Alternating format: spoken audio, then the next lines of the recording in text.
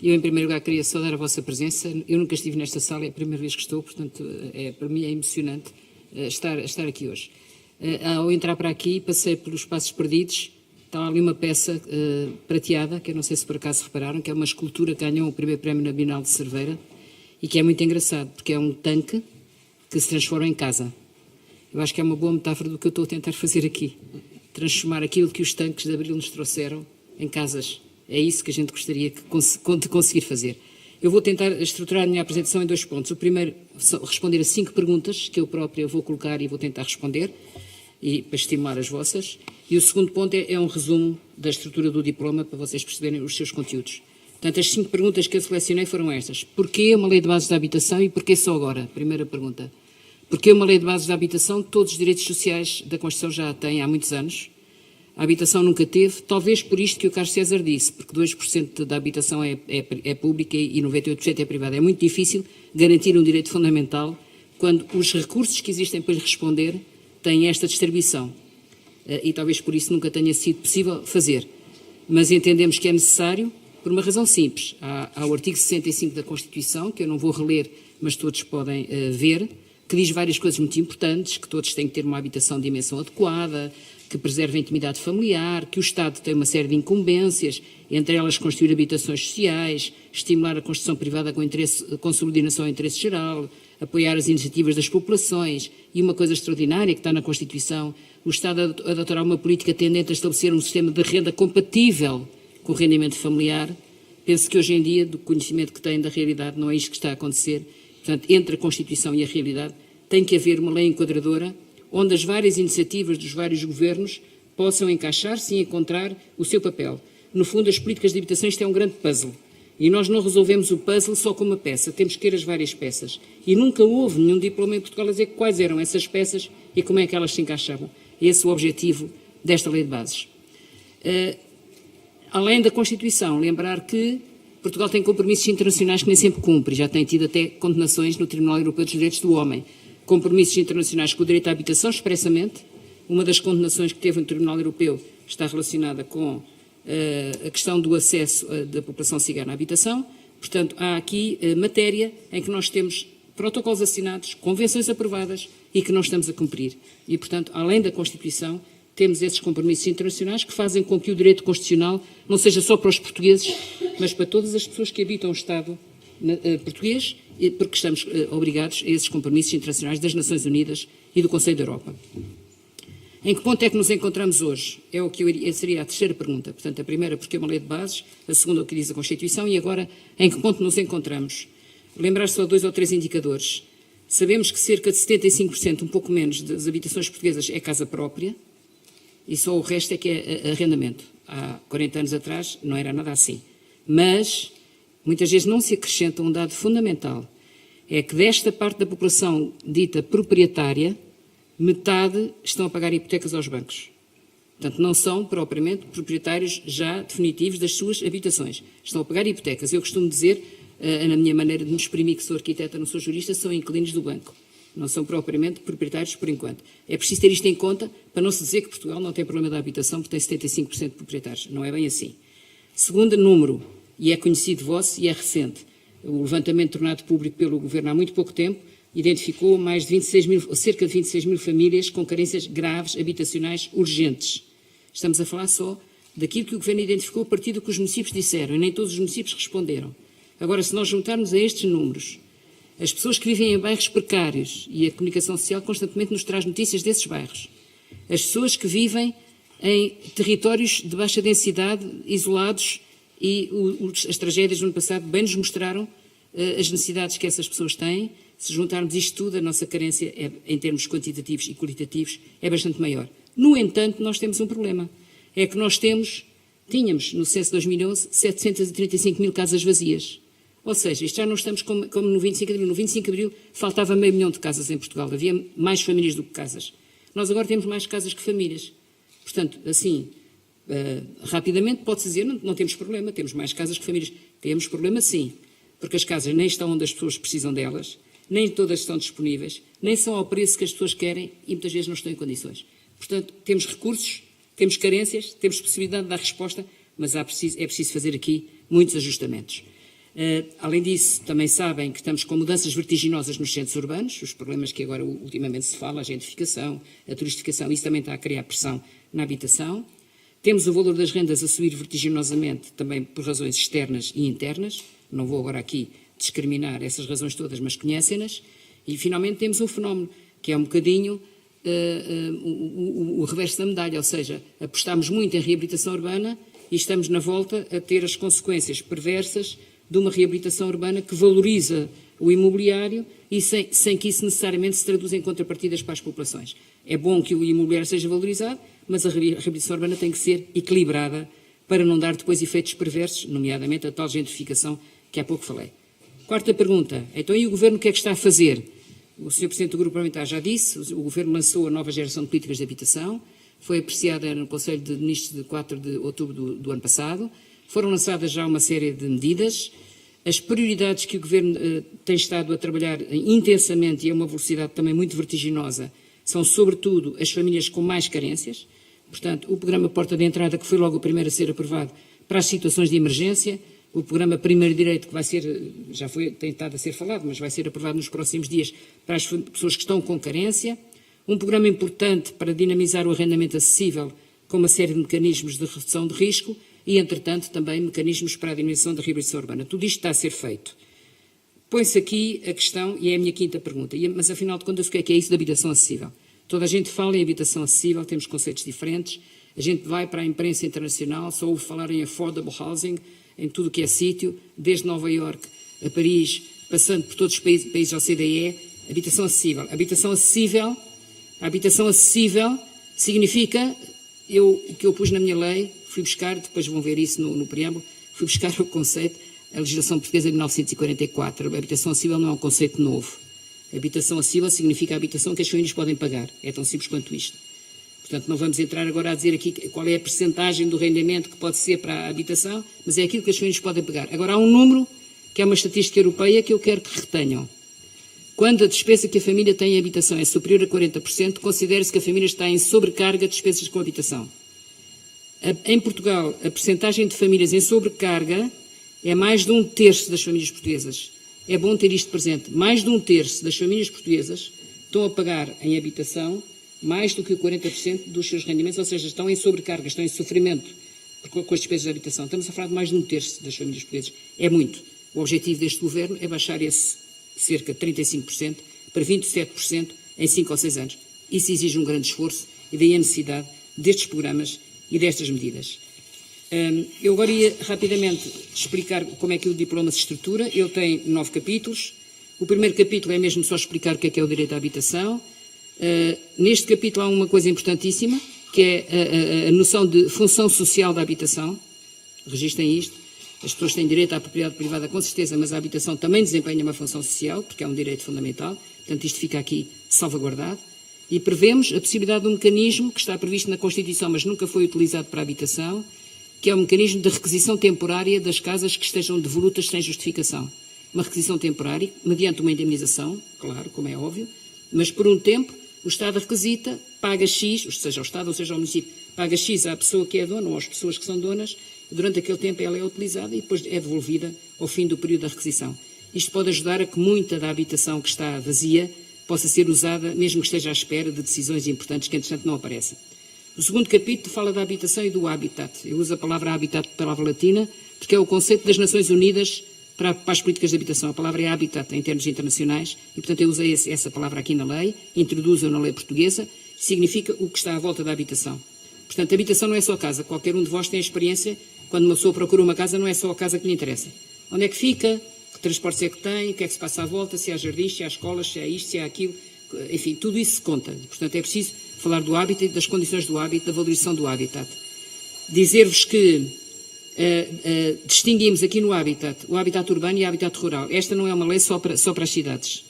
Não é uma lei só para a habitação das cidades. É também para os territórios de baixa densidade, para as aldeias, para o habitat rural. É muito importante perceber isto, porque uma das garantias que o Estado, segundo a Constituição, devia ter era garantir a toda a gente o acesso a serviços essenciais e, como sabem, há zonas do nosso território onde não há acesso a serviços essenciais e, portanto, eles têm que ser garantidos e está explicitado aqui o que é que deve ser feito para isso.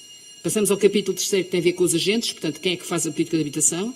Em primeiro lugar, os privados, as famílias e as pessoas, o setor social, as empresas também, o setor social e o setor público. E, portanto, o setor público tem, de facto, aqui um papel importante, quer a nível do Estado, quer das regiões, quer dos municípios e das freguesias. O capítulo 4º é um capítulo central da lei, porque é um capítulo que diz quem é que faz o quê. O que é que faz o Estado, o que é que fazem os municípios, o que é que fazem as freguesias. Isto nunca foi definido. Portanto, como a habitação é uma atribuição que é conjunta do Estado e dos municípios, os municípios dizem que a responsabilidade é do Estado, o Estado diz que a responsabilidade é dos municípios e andamos nisto. Tem que ficar bem claro o que é que fazem uns e o que é que fazem outros na lei. E é isso que nós fazemos aqui. Os dois instrumentos fundamentais para isto, para o Estado central, é a Estratégia Nacional de Habitação. Já existe uma, que foi aprovada em 2015, o governo anterior, mas foi aprovada só por Conselho de Ministros. Nós propomos aqui que seja por lei, como o Programa Nacional do Ordenamento do Território e muitas outras coisas têm que ser aprovadas por lei. E propomos mais que essa estratégia tenha um relatório anual, para que todos nós, incluindo a comunicação social, para saber em que estado está a habitação, possam ter acesso todos os anos a um relatório público a dizer qual é o estado da habitação em Portugal, quais são as carências cá, o que é que se resolveu, como é que as coisas estão. Isto vai passar a ser anual, público e obrigatório, se a lei for aprovada, evidentemente. Depois, as competências dos municípios, as regiões adaptarão à sua escala, as competências das autarquias. Duas coisas importantes. Para os municípios tem um papel-chave e o instrumento para os municípios chama-se Programa Local de Habitação. Aqui explica-se o que é um Programa Local de Habitação. É a ferramenta-chave para os municípios terem as suas políticas de habitação. E as freguesias introduz aqui uma novidade que eu acho que é interessante e vão perceber porquê. As freguesias deverão passar a ter competência para identificar onde é que estão as carências e onde é que estão os recursos, ou seja, onde é que estão as famílias aflitas e onde é que estão as casas vazias. Naturalmente, vocês compreendem todos que quanto mais perto estivermos da situação, mais fácil é apanharmos esta informação com rigor. Eu nunca soube de casas vazias, por exemplo, do município de Lisboa, a não ser por as associações de moradores de baixo que me diziam que as casas estavam vazias, ou mesmo moradores que diziam, olha, aquela está vazia. Porque os serviços não têm capacidade de fiscalizar isto. E, portanto, é muito importante que as freguesias façam isto a um nível, mesmo a escala muito próxima, e colaborem com as associações de moradores nisto.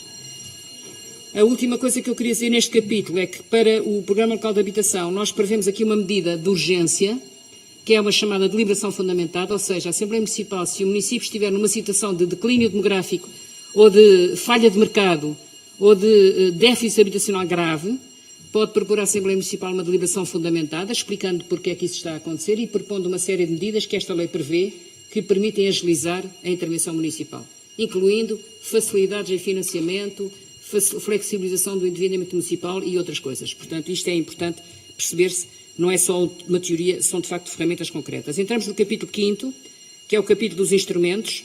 Este capítulo foi muito divertido de conceber porque ele foi feito a partir das respostas que nós recebemos da consulta pública, ou seja, as pessoas mandaram tantas sugestões que depois, ao arrumar aquilo tudo, na minha cabeça aquilo arrumou-se sob a forma de mala de ferramentas, ou seja, cheguei à conclusão, depois de muito meditar, que só há 4 tipos de instrumentos, para todos os governos, sejam esquerda, centro, direita, Portugal, com xixi, onde quiserem, só há 4 tipos de instrumentos para as políticas de habitação. O primeiro é a promoção direta, é fazer diretamente. O segundo é políticas fiscais, é o dinheiro que o Estado deixa de receber porque faz facilidades. O terceiro é apoios financeiros, é o dinheiro que o Estado gasta a apoiar as pessoas. E o quarto é a regulação, que é muito importante, são as leis e as regras que têm que ser cumpridas para que o interesse coletivo seja garantido. São estes 4 instrumentos. Agora, cada governo pode fazer uma mistura mais para aqui, mais para ali, mais dirigida à oferta, mais dirigida à procura, mas anda todas as modalidades que eu achei mais importantes nesta altura do campeonato destes 4 tipos de instrumentos. Interessante dizer, por exemplo, que fixamos aqui a ideia de que o regime fiscal não pode ser contraditório com a política de habitação. Portanto, a política fiscal não é uma coisa autónoma, tem que estar a bater certo. Por outro lado, também fixamos aqui a ideia que, na regulação, que os regimes têm que ser coerentes com a lei de bases, ou seja, nós hoje, por exemplo, vamos entrar brevemente na discussão do novo regime do arrendamento urbano. É preciso saber se o novo regime do arrendamento urbano, tal como está, obedece aos princípios fundamentais que devem ser os que decorrem da Constituição, porque se não obedece nós vamos ter que vai ter que entrar em obras. Só que não pode entrar em obras sozinho, tem que entrar em obras com o resto das peças do puzzle da política de habitação, senão pode ter efeitos até contraditórios. Finalmente, temos aqui neste capítulo também uma coisa que vos pode interessar, que é um pormenor, no artigo 57, fala-se da possibilidade do Estado direcionar os investimentos estrangeiros que estão a ser captados através, por exemplo, dos vistos gold ou das autorizações especiais de residência, direcioná-los ou para os territórios de baixa densidade ou para a habitação acessível, em vez de poderem ir para qualquer sítio. Pois se nós estamos interessados em que esse dinheiro venha, estamos interessados em que essa gente estrangeira venha viver para cá. Temos sítios lindos por onde eles podem viver. E temos sítios que precisam muito desse investimento. Mas não qualquer sítio, porque senão cria concorrência desigual com os nacionais. Portanto, isso abre-se aqui essa possibilidade. Neste capítulo 5 ainda se fala da articulação da política de habitação com as outras políticas. Não vou desenvolver agora isso, mas depois verão. Capítulo 6 é só sobre o acesso ao arrendamento. Nós aqui, o que inovamos é na criação, há já 2 regimes especiais de fixação de renda, que é as rendas, a chamada renda apoiada, que é para as casas públicas, e a chamada renda condicionada. Eu expliquei a diferença entre as duas, não vou entrar nesse detalhe agora, mas estamos a criar um terceiro regime, só para dizer a renda apoiada é em função do rendimento das pessoas e a renda condicionada é em função do valor da casa, seja qual for o rendimento de quem lá está dentro. Portanto, estes 2 regimes já existem na lei. Nós propomos a criação de um outro regime especial de fixação de renda, que é a renda acessível. E aí sim, esse regime vai ter que dizer quais são os escalões de valor de renda que são compatíveis com os escalões dos rendimentos das famílias. E parece-nos que nesta fase em Portugal este regime é extremamente importante, porque que só com o know-how a criar condicionantes ao mercado livre nós não conseguimos dar resposta a situações, porque os proprietários não têm que ser a segurança social dos inquilinos, como eu ouço muitas vezes dizer, e é verdade, mas a verdade é que não há alternativas. As pessoas sujeitam-se porque não têm outras alternativas e elas têm que ser criadas. E é também nisso que o Governo está a trabalhar, sobretudo por via fiscal. Mas nós temos aqui outras hipóteses. Capítulo 8º, acesso à casa própria. Isto aqui tem a ver com os tais metade dos ditos proprietários que estão com hipotecas e problemas de condomínio, quando já pagaram as hipotecas ou não. Todas essas matérias de defesa do direito de quem tem créditos à banca, defesa dos condomínios, regras para o funcionamento dos condomínios, entra aqui e é extremamente importante. Finalmente, capítulo 8º, intervenções prioritárias. Há matérias que, se não houver um arranque, um motor do lado público, nunca mais vão ser resolvidas, elas são muito urgentes. Eu cito aqui 5. As situações de emergência, basicamente é o programa Porta de Entrada, que o Governo já fez para pessoas que sofrem catástrofes ou que são refugiados de guerra ou semelhante. Mas eu acrescento aqui às situações de emergência uma matéria muito importante, que é a proteção no despejo. A proteção no despejo está prevista logo no princípio da lei e também está prevista aqui. Pois um programa para as pessoas sem abrigo, nós temos visto o Presidente da República a insistir muito nesta matéria, mas sabem seguramente que a Estratégia Nacional para as Pessoas Sem Abrigo é da competência do Ministério da Solidariedade Social, não inclui a vertente da habitação, e depois a habitação é da competência do Ministério do Ambiente, que não inclui as pessoas sem abrigo. Há qualquer coisa aqui que não bate certo, que a pessoa sem abrigo, precisamente o que precisa é ter um abrigo. Portanto, além de tudo mais, da integração social e tudo mais, tem que haver um programa na habitação concertado com a Segurança Social para esta matéria. Terceira área, as AUGIs e territórios informais. Não vai ser com certeza possível resolver problemas, só para dar um exemplo emblemático, com a dimensão da Cova da Moura, se não tivermos programas nacionais a dar algum apoio, como já chegou a haver no tempo do Secretário de Estado João Ferrão e depois morreram esses programas, lamentavelmente. Que se uma lei de bases já estivesse em vigor, esses programas não morriam. Uma das consequências que eu espero que uma lei de bases possa trazer é que os programas não sejam descontinuados. Quer dizer, tem que haver uma coisa que funcione. Todos os anos tem que haver uma política de habitação. Ela pode ser mais para aqui ou mais para ali. Mas todos os anos tem que existir. Não pode haver um ano em que, se este ano não há verba, não há programa, portanto não há política. Não pode ser. Isso não é aceitável à luz da Constituição.